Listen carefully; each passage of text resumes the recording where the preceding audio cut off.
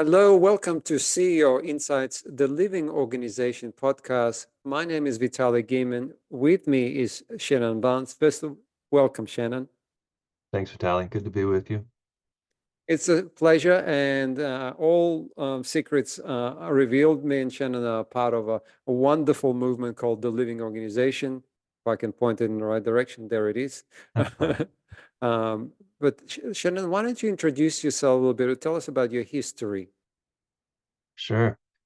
A really varied history, 30 years of leadership positions, both inside and outside of companies. I've worked in the nonprofit and social sectors. I've worked in the business sector. I've done manufacturing turnarounds. I've done tech launches. I've been in religious movements, and I've been in social movements with anti-human trafficking.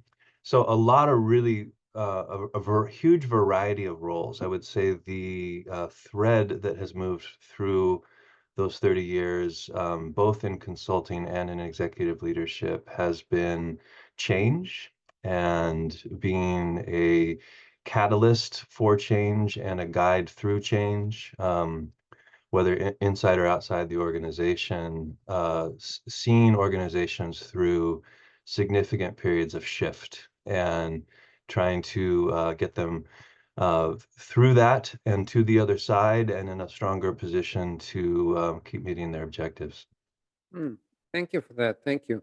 Uh, I have a question for you that it's not an easy question to answer in a short period, but let's attempt to do at least some justice to it. The question I have, given that you have such a varied background and you manage so much change, how do we build organizations for change resiliency and for performance long term, not just short term? And particularly how does a living organization supports that?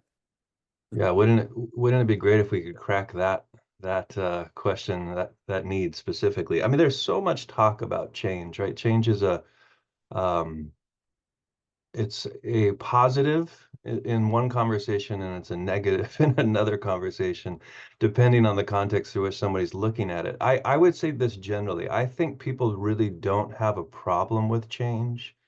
I think they expect change. Almost all of us expect change. We just don't want to be changed. So we don't want something to press on us, whether that be person or circumstance.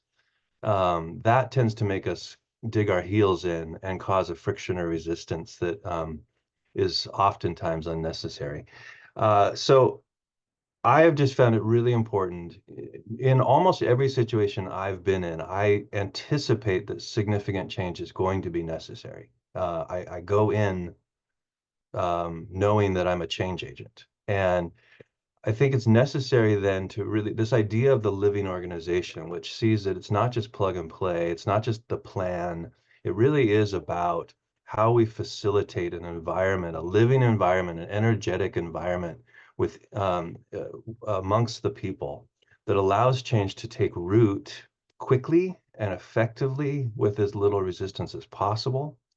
I think that's the essence of resilience, is the ability to routinely change without unnecessary friction. It's when we become committed to the way it used to be, or nostalgic about that way, or feel threatened in the change, that we feel we need to hold on to the posture we're in. And that makes something not only unresilient, but unable to respond to the world that continues to change around it. And we never stop change. We just get to choose how well we respond to it. Those two great books, Good to Great and then How the Mighty Fail, written kind of in the same methodology and saying, hey, why did it work here? And then why did it not work later? I think is about how we set people up to be able to change and change well and change together in a way that continues to create a positive energy, positive momentum. Thank you for that. There's a lot you said there. We'll decode it later. But for now, another question is, so, okay, let's assume that I am a leader and I totally buy into what you're saying. You know, people don't want to be changed. They want to be supported. Change is inevitable anyway. Nobody's nobody's trying to oppose change. They just don't want to be changed. And they're looking to be supported and have a safe environment that they can work in and experiment and fail and so on. Then how does the living organization framework that we talk about, and by the way, people can download the living organization at thelivingorganization.com. But how does that support that transition to that kind of environment? Yeah, I think as leaders, we always need to be careful about adopting ideas or lingo at our level and then just assuming if we act in a new way or with a new idea, somehow the whole organization just grabs onto that and it finds its way through. It trickles downstream, which I've just never found to be true. Um, I think leaders, one, benefit from making fewer decisions longer. Uh, doesn't mean we don't respond at the speed of change. We have to. But in building cultures, we need to be able to like hold people in a space long enough for it to saturate, long enough for the new way of thinking, the new way of responding, a new value, whatever, to saturate through the place so that everybody's responding from it, not being told about it. Um, and so I think that's part is making fewer decisions and holding on to them longer so that they saturate through an actual culture. Culture starts to exist. An energy, a flywheel of culture starts to exist that continues to create an energy for the whole organization. The other thing I guess I would say about um, a principle of the living organization that I think facilitates change is this idea of context and really spending time not just going outside in like, oh, I read this new book on strategy and here's the way we're going to do it, or I saw a competitor and here's what they're doing, so we're going to try to mimic that or disrupt that.